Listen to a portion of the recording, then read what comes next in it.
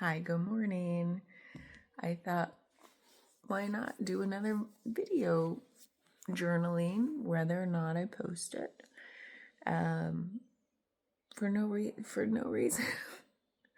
It's funny being in this weird space of like, I had already cleared my week from work, so I'm not working today. It's time to start getting back in touch with my clients and scheduling the ones I postponed to go on this like last minute trip south. Everyone was very kind and gracious, and I realized my work isn't life or death, thankfully. So it didn't seem like me rescheduling them stressed them out at all, and they were very kind. But I don't want to leave them hanging. So today I'll start reaching back out since I just got home yesterday. And today my husband has the day off, so I think I would like to spend some time with him. He is an anchor for me in a big way. That the one I never knew I needed and somehow magically got. I tell you, man, I am so grateful for him. He's like he's steady in all the ways that I'm not or never have been. I'm very like, ooh, shiny thing. Let's do that now. Let's move there. Let's go there. Now he's helped me like, and it's just part of what's been naturally happening, like me slowing down, and appreciating like, oh, let's stay put. That's nice. Wow. But it's just, I still am grateful that he has those qualities where he could have been reacting to every idea I ever brought up. And thank God he's like, okay, good idea. I'm just trying to get through the day. That was his thing while the kids were growing up. Now they're all out of the house. But when we had them in the younger years, raising them, he's like, he was such a good parent and so patient. And he'd be like, I just got to get through today. And I'm like, yeah, but what about tomorrow? Like we can have a two-pronged approach. I'll be the dreamer and be thinking about our future, and you can be like, let's get us through today. Let's get us through today. And that's what we did for a long time. And I'm glad that he didn't feel rushed by me to like make a decision to uproot our lives over and over and over. So, I'm having a hot flash. I guess this is a gratitude journaling about him, but I just did my written journal and felt very like, spacious, not much to say. There's nothing to do. Kind of like the after effects of yesterday's video that I posted from the park. Whew, that hot flash was good. I'm drinking coffee too. And it just felt like the space that I now have, the distance from the situation I've been in the last week and a half, feels very healing to now have more distance. Again, stepping farther outside the picture frame of like to gain perspective on what we're all going through as a family, and still feeling like, yeah, any resistance or problem I perceive is still within me. And my takeaway, the real tangible thing I can do, the real practical thing to come of this, everything, all this emotional stuff from the last couple weeks is really like, there's nothing to be done. It's almost like a karmic, nice putting a bow on everything with my family that I've felt my whole lifetime of like, there's nothing to be done with the family from here on out. There's no, like this whatever remaining like ick I feel from the conditioning.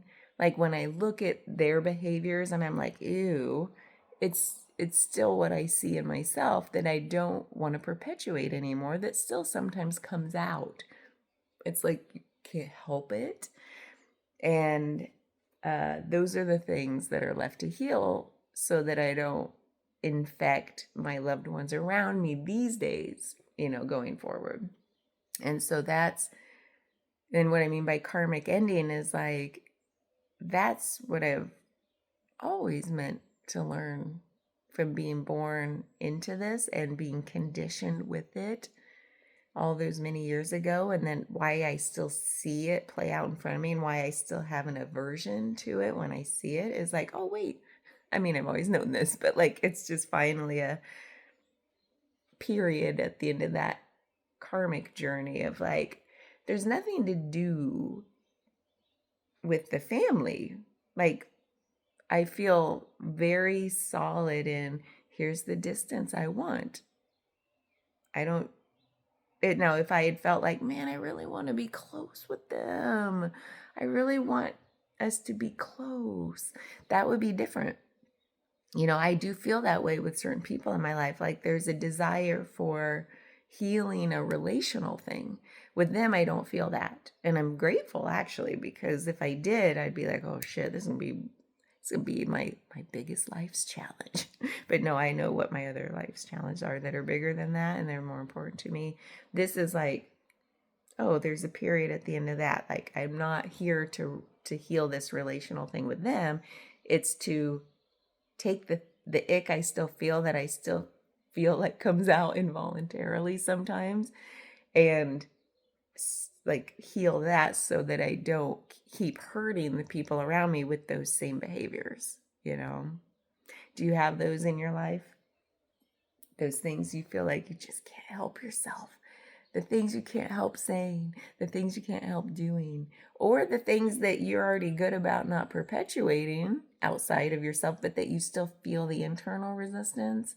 And you're like, yeah, I'm not allowing it out of me anymore. I'm not infecting people with it, but it's still inside of me, like eating a hole in my guts or something. I have both things, the internal and the external. Luckily, with the other type of healing work I've been doing, it's like I don't have as much as I used to have. Like I definitely see an improvement from years ago of what I don't do anymore to infect other people with this ickiness. But it's like there's still some stuff that even returning home on day one, there was like a more aware recognition of the things, like more immediate, where I could like, okay, don't do that, and put a pin in that because we're going to work on that when we can.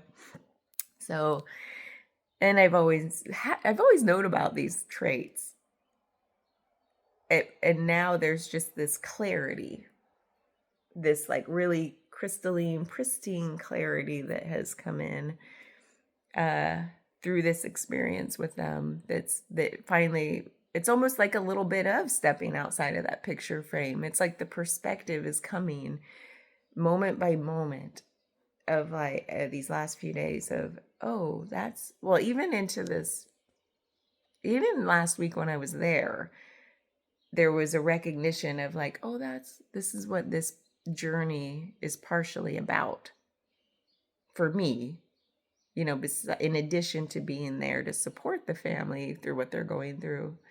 This other piece is like, okay, there's this, that's what this is about. So, and now like coming back, creating distance space from the people themselves, from the situation itself. It's like stepping out of the picture frame one step at a time to look back and get that perspective, that clarity of what this time right now can be about. And it feels very true. It feels very real, like tangible.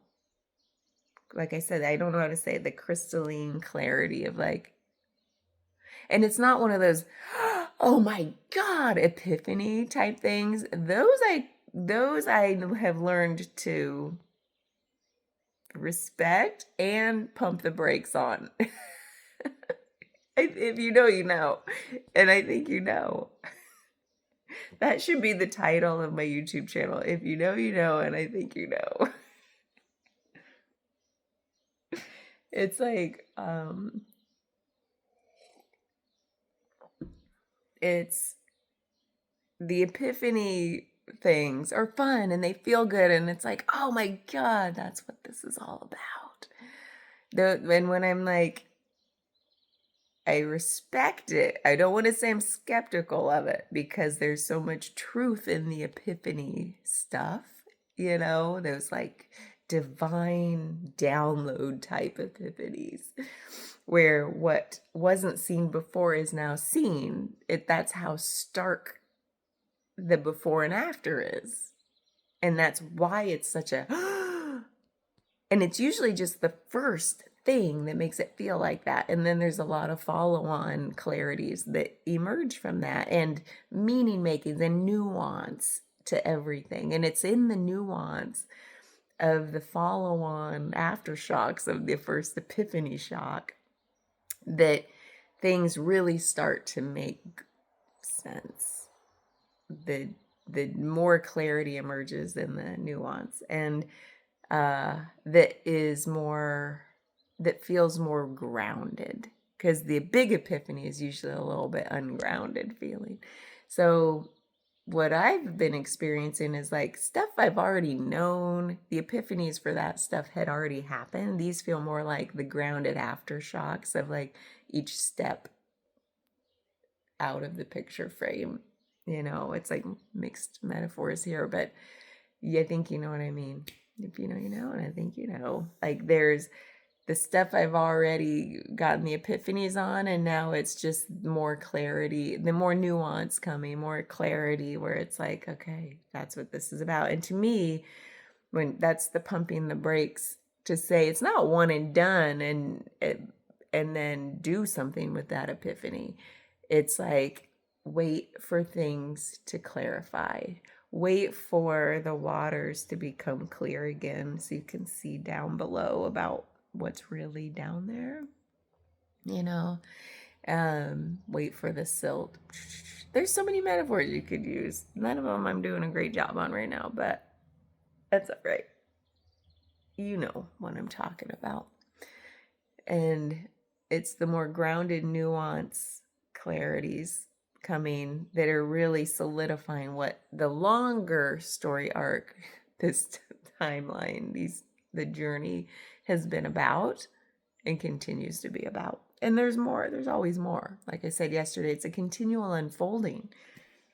And the beautiful part with the continual unfolding is that things do tend to feel more and more grounded.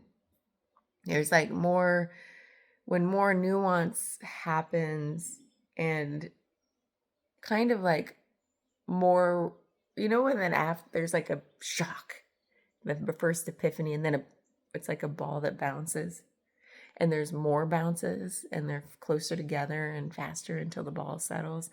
I've used that analogy before, and it's like that because the first big bounce, there might not be another bounce for a while, then it's like boing, boing, boing, boing.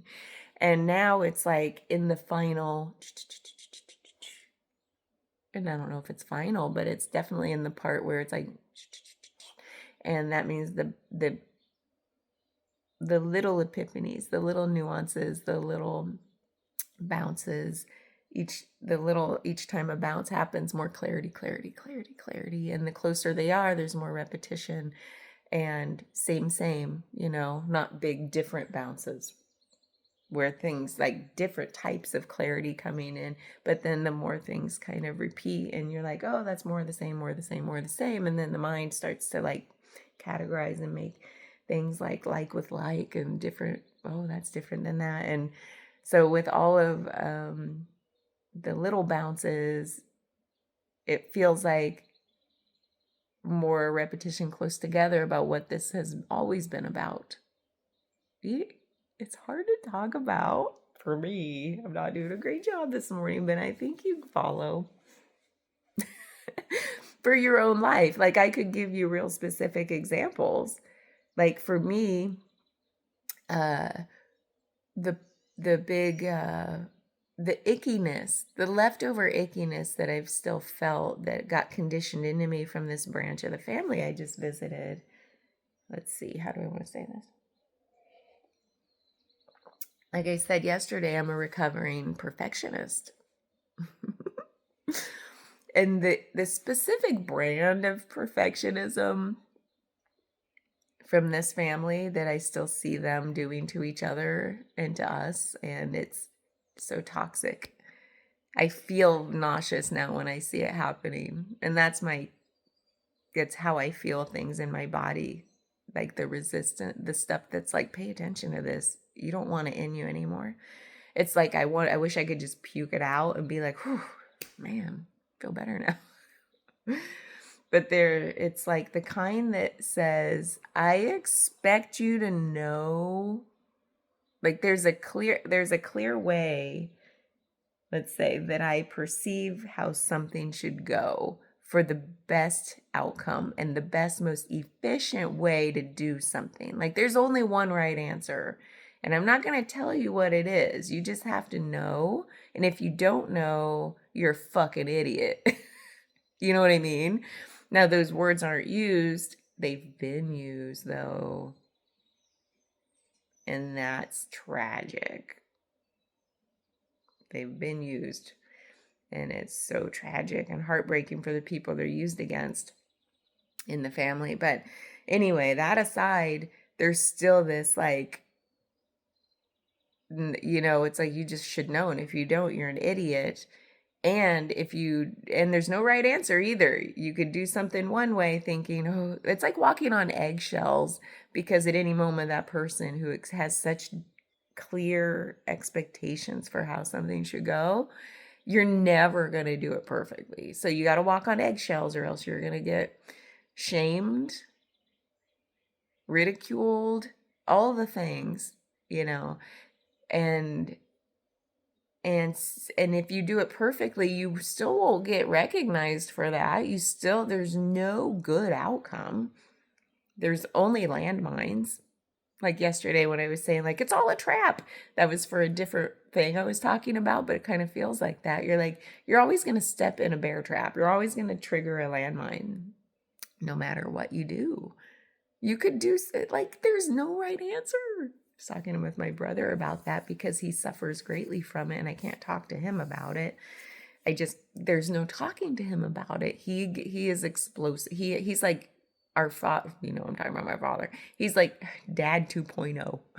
He is like, so of course there's no talking to him about it. He doesn't have this way of processing things.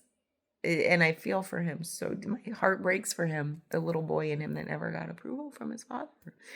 So, and that's me being a psychologist, I guess. He gets on me about that. And I'm like, but I'm not psychoanalyzing him to his face.